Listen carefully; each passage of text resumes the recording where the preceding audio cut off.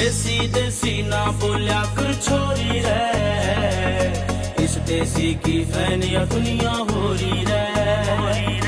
देसी देसी ना बोलिया कर छोरी रे, इस देसी की फैन या दुनिया हो रही रे।